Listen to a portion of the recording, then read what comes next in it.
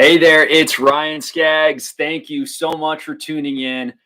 So, what we're want to talk about today is how to compete in a seller's market. And I've seen just some crazy stuff over the last few months that I've really haven't seen over the last 10 years. So, the reason for coming on is just really to talk about how do you compete in potentially a very much of a multiple offer or seller's market. So, I was talking with a client here just yesterday or day before. They were making an offer. There's like 6 or 7 offers on there. A cash deal came in.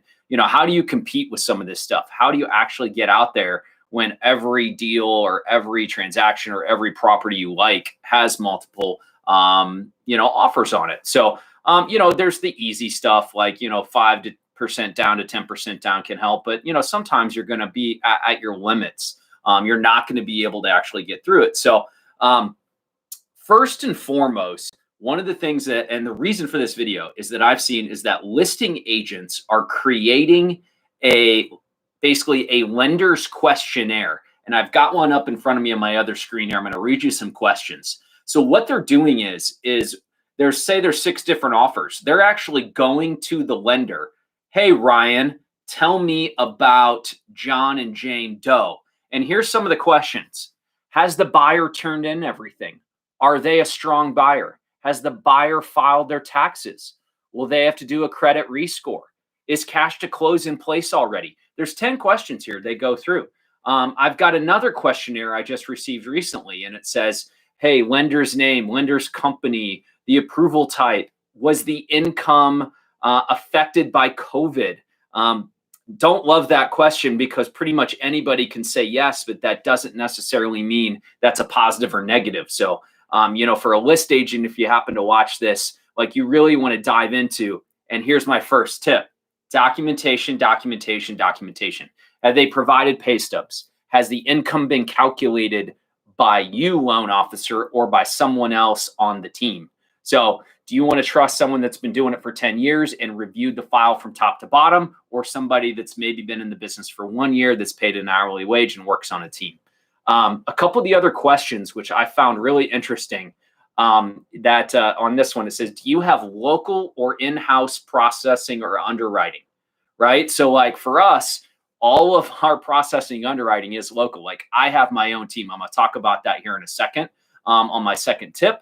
But I thought that was a really insightful question from a list agent to be able to be doing that. So does their home need to sell prior? Let's see, how long have the appraisals taking? Roughly, and I thought this one was crazy, roughly how many transactions did you personally close last year? Okay, so they're looking for, is the loan officer that's issuing the pre-approval letter, doing 1 loan a month? I did 184 transactions last year for a little under 65 million. So like, are they looking for someone that's done 200 million or someone like me or someone? I don't know, but I found that question super interesting to be able to say like, how many transactions have you done? So, they're looking for, people to potentially stay away from big banks where it's like, hey, you've just got a warm body in a seat and they don't do a ton of transactions or a ton of purchases. Basically my business is focused on purchase.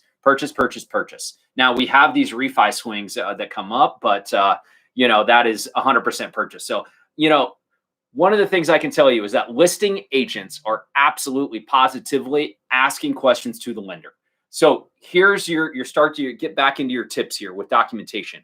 Provide the documents so the lender can review it and they can answer these questions more confidently and be able to provide a stronger kind of cheerleader type mode, for you. Is that, if I got a call from the list agent on John and Jane Doe on their pre-approval, and I'd say, yep, I've got them pre-approved. Have you received any documents?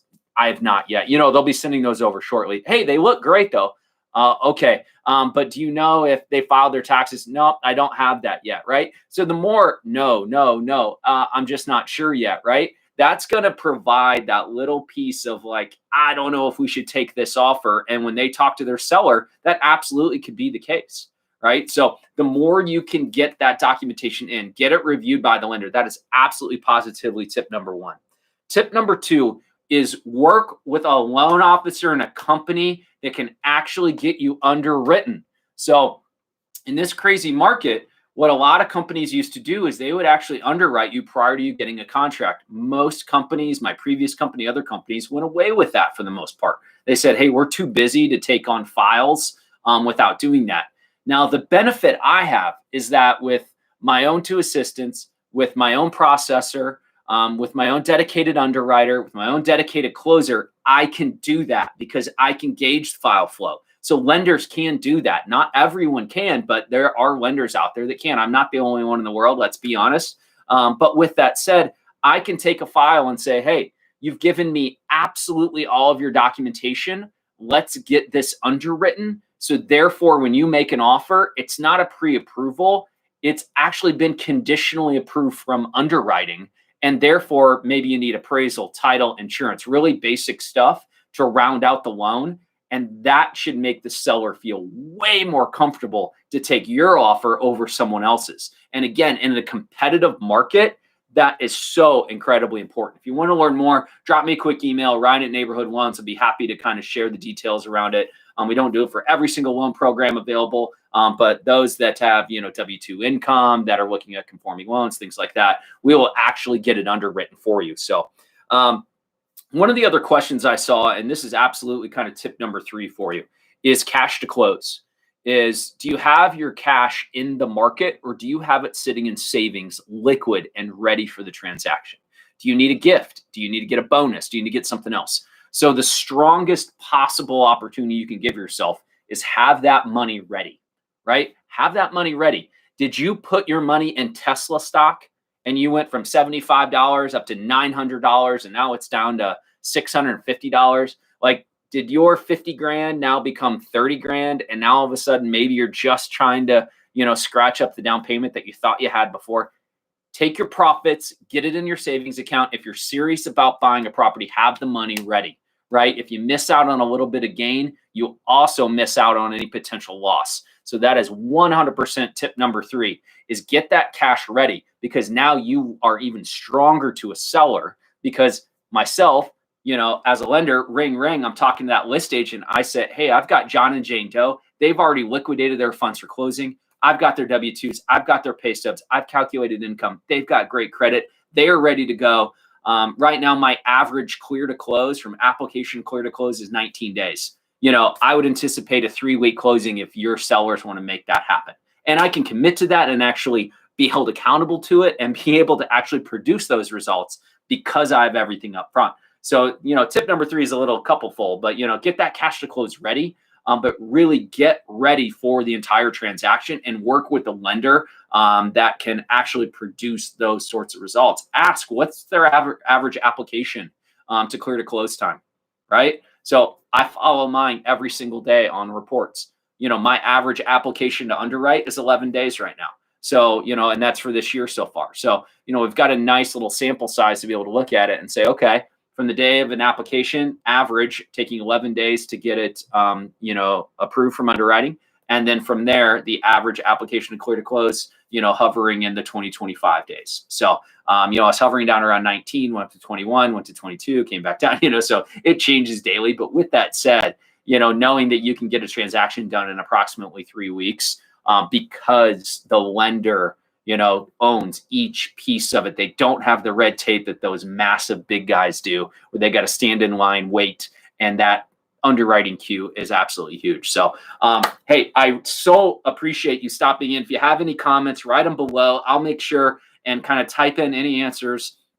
In this market in Chicago, North Shore, the city of Chicago, I can't tell you how many people are probably having the same struggles if you're a buyer out there that are looking at potentially overpaying for a property or having multiple offers. So again, those 3 tips I've got for you is documentation. Get that stuff over, even if it's just remedial for just sake of getting it over. So that way the lender can pick up the phone and say, hey, I'm representing the pre-approval letter for 123 Main Street and the buyers of John and Jane Doe. I've got a full document package ready to go, right? Even if it's just for that sake of just putting yourself up there a little bit, I will call every single list agent once the pre-approval letter goes over if I have the contact info, know about it.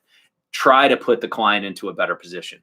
Number 2 is what I call a TBD underwrite, meaning that you don't know exactly where you're going to be, but we can actually underwrite you. So, ask the lender if you're in another market, outside of where I'm at, ask the lender and say, hey, could you pre-underwrite me? Can I get you all of my documents and get some of that underwriting completed?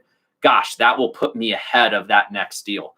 And then last but not least is have the cash to close in place. Be ready. Don't let that money be fluctuating up and down in the market. We all know, you threw it in GameStop and you saw it go up and you saw it come back down, right? I'm exaggerating if you're putting your down payment in GameStop. Don't do that. There's your fourth tip. But long story short, don't let it sit in the market and really fluctuate. If you are absolutely sure you're going to be buying something and you need to be ready to go. So thank you so much for tuning in. Again, hit that subscribe button, hit that like button, put your comments below. Even if you didn't catch it live, make sure and put it down there, and I'll make sure and get back to you of what you're seeing in the market, what sort of things, if you've been making offers, or any tips that I can provide to kind of help you get that next offer. So thanks so much for tuning in, and we'll see each other again very, very soon.